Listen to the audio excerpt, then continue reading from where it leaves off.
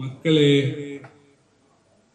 നീ മേലെ വിളയിൽ പോയി ഒരു മരിച്ചിനി കമ്പ് എടുത്തുകൊണ്ട് വന്ന് എടുത്തുകൊണ്ട് വന്ന് അതിലെ മരിച്ചീനികളെ ഒക്കെ പറിച്ചെടുത്ത് നമുക്ക് വൈകുന്നേരം 4 മണിയോടുകൂടി മുറിച്ചവിച്ച്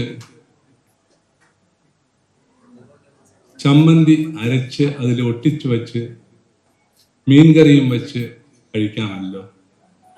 മക്കൾ പോയി മുകളിൽ ചെന്ന് പിഴുതെടുത്തോണ്ട് വാ. അങ്ങനെ ചുമ്മാ ചെന്ന് മുകളിൽ പറിച്ചോണ്ട് വരുന്നതിന് എനിക്ക് അമ്മ എന്ത് തരും? ഒരു 20 രൂപയെങ്കിലും തരണം. എൻ്റെ 2-3 സുഹൃത്തുക്കളുമായി എനിക്കൊരു സിനിമ കാണാനിന്ന് പോകണം. അതുകൊണ്ട് എനിക്കൊരു 20 രൂപ ഇന്ന് തരണം. നിനക്ക് 20 രൂപ തീർച്ചയായിട്ടും ഞാൻ തരാം. 10 രൂപയല്ലേ വേണ്ടിയുള്ളൂ ഒരു സിനിമയ്ക്ക്. നിന്റെ കൂട്ടുകാരുമായിട്ടൊക്കെ സിനിമ കണ്ടതിന് ശേഷം ബാക്കി 10 രൂപയ്ക്ക് നിനക്ക് വല്ല മുട്ടായിയോ മറ്റെന്തെങ്കിലുമൊക്കെ വാങ്ങിച്ചുകൊണ്ട് അത് ഉപയോഗിക്കുകയും ചെയ്യാമല്ലോ. ശരി, എന്നാ പിന്നെ അങ്ങനെ തന്നെ ആയിക്കോട്ടെ.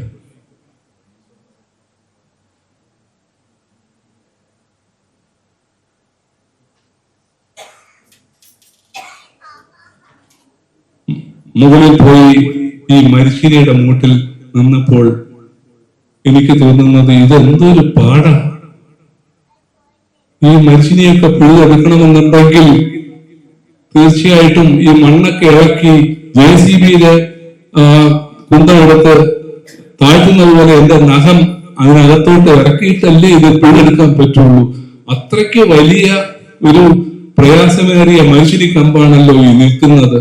അമ്മേ, ഏതെങ്കിലും വിധത്തില് ഇതിനൊരു പരിഹാരം ഉണ്ടാക്കാൻ സാധിച്ചുവെങ്കിൽ എന്ന് ഇങ്ങനെ ഗദ്ഗതത്തിൽ ആലോചിച്ച് നിൽക്കുമ്പോൾ ഭഗവാനെ വിളിച്ചപ്പോൾ ഒരു ഭൂതം അവിടെ പ്രത്യക്ഷപ്പെടുന്നു. മക്കളെ, നിനക്ക് എന്താണ് വേണ്ടത്? ഈ മരിച്ചിനി കമ്പ് ഇങ്ങനെ നിൽക്കുന്നത് കൊണ്ട് നിനക്ക് പിഴാൻ പറ്റുന്നില്ലേ? ഗദ്ഗതത്തിൽ അയാൾ അങ്ങനെ ആ അവസരത്തിൽ ആ മകൻ അങ്ങനെ നിന്നപ്പോൾ ഭൂതം ഭഗവാനെ വിളിച്ചപ്പോൾ ഭൂതത്തിന്റെ ആ ഒരു അനുഗ്രഹം അയാൾക്ക് കിട്ടിയതായിട്ട് തോന്നി.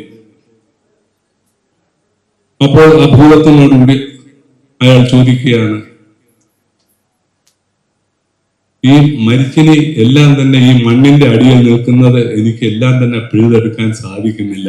അതുകൊണ്ട് ഈ മരിച്ചിനികളെല്ലാം തന്നെ തണ്ടിൽ ഇങ്ങനെ ചക്കയിലും മാങ്ങയിലും ഒക്കെ ഈ മരത്തിന്റെ കൊമ്പിൽ നിൽക്കുന്നത് പോലെ തന്നെ ഈ തണ്ടിൽ ഇങ്ങനെ പിടിച്ചു നിൽക്കുകയായിരുന്നുവെങ്കിൽ എനിക്ക് വളരെ എളുപ്പമായിരുന്നു. ശരി, നിന്റെ ആഗ്രഹം സാധിച്ചു തന്നിരിക്കുന്നു. നോക്കൂ, ആ മരിച്ചിനി തണ്ടിൽ തന്നെ എല്ലാ മരിച്ചിനികളും ഇങ്ങനെ ഉതർന്നു നിൽക്കുന്നത് നോക്കിക്കോളൂ. ആയി, സന്തോഷമായി. മരിച്ചിനി എല്ലാം തന്നെ ഇപ്പോൾ ഈ തണ്ടിലാണല്ലോ നിൽക്കുന്നത്.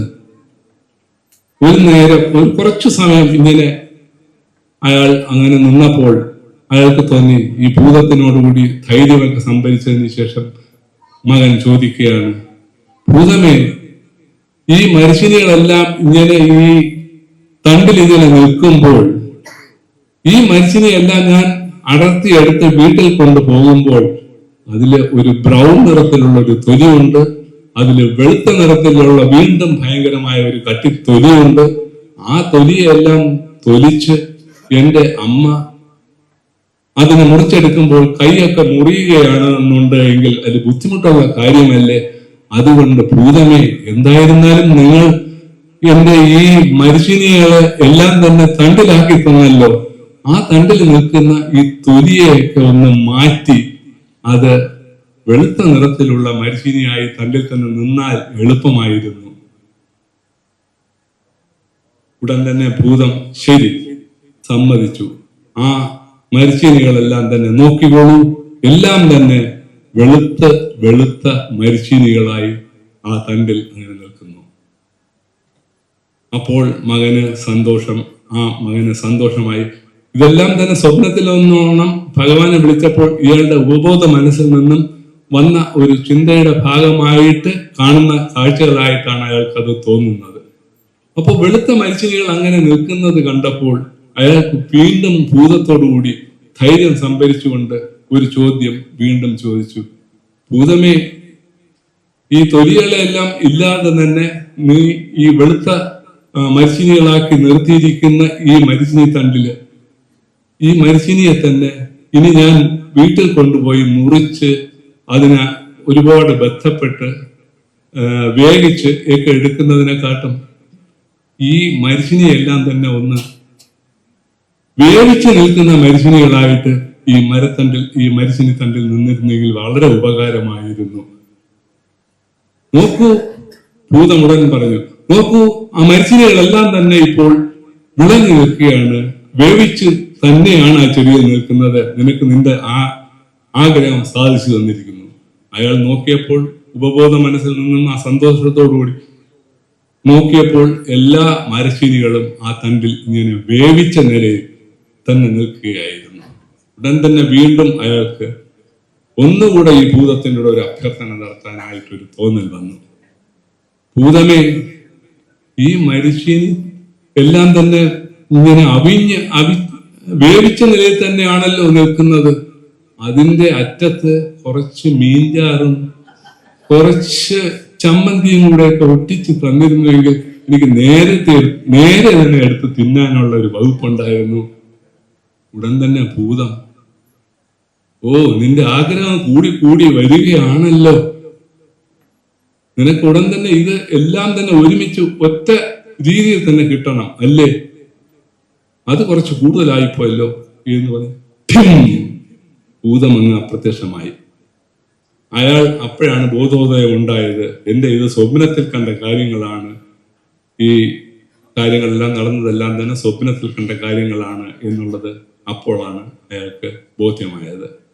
അയാൾ ഉടൻ തന്നെ അതിന് സ്വന്തം ഒരു ബോധം ഉണ്ടായപ്പോൾ ഈ സാധാരണ ചെയ്യുന്നത് പോലെ തന്നെ ഈ മരിച്ചിനെയെല്ലാം പിഴുതെടുത്തിട്ട് അമ്മയുടെ അടുത്ത് കൊണ്ടുപോവുകയും വീട്ടിൽ കൊണ്ടുപോയതിന് ശേഷം അന്നത്തെ ദിവസം പശുവിനെയും വൈക്കോലിനെയും എല്ലാം വച്ചു കൊടുത്തിട്ട് അമ്മയും മകനും കൂടെ ഇതിനെല്ലാം തന്നെ കറിയാക്കി ഒരു കാർച്ചട്ടിയിലിട്ട് പഴുനിയും കൂടെ ഇട്ട് എന്നിട്ട് ഇതിനെല്ലാം ഒരു ചക്കപ്പുഴുക്കാക്കി പഴം കൂട്ടാനും എല്ലാം കൂടെ ചേർത്ത് അന്ന് വൈകുന്നേരവും അതുപോലെ തന്നെ പിറ്റേന്നും സൗകര്യപ്രദമായിട്ട് അത് കഴിക്കുകയൊക്കെ ചെയ്തു. അങ്ങനെ സന്തോഷമായിട്ട് കഴിഞ്ഞു. അപ്പോൾ അയാളുടെ അമ്മയുടെ ഈ ആഗ്രഹം എന്ന് പറയുന്നത് ഇയാൾ സാധിച്ചു കൊടുക്കുകയും അതേസമയം ഈ 20-ാം നൂറ്റാണ്ടിലുണ്ടായ ഈ സംഭവങ്ങൾ നടന്നപ്പോൾ ഇയാൾ ഒരു കുട്ടിയായിരുന്നു. എന്നിട്ട് ഈ 20-ാം നൂറ്റാണ്ടൊക്കെ കഴിഞ്ഞപ്പോൾ 21-ാം നൂറ്റാണ്ടിലോട്ട് കടന്നപ്പോൾ ഇയാളുടെ ഒരു ആഗ്രഹം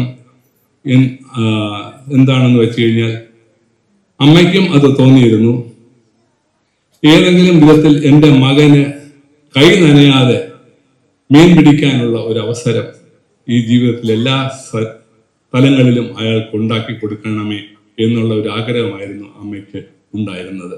അതനുസരിച്ച് ഇയാൾക്ക്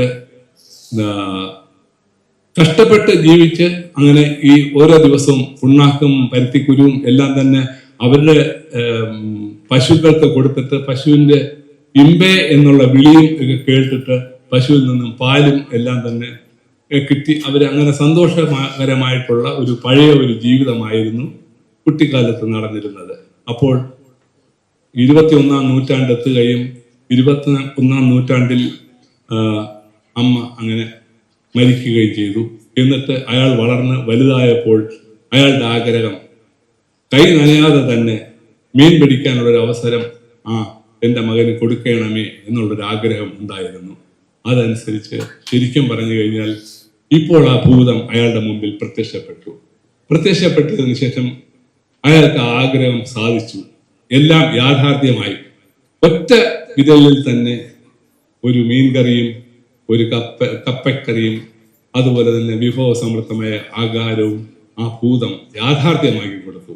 ആ ഭൂതം എന്ന് പറയുന്നത് സ്വിഗ്ഗിയുടെ രൂപത്തിൽ ഒരൊറ്റ വിരൽ തുമ്പിൽ തന്നെ ഓണാഘോഷവും എല്ലാം തന്നെ സന്തോഷമായിട്ട് കഴിയാനായിട്ട് സാധിച്ചു. നമസ്കാരം.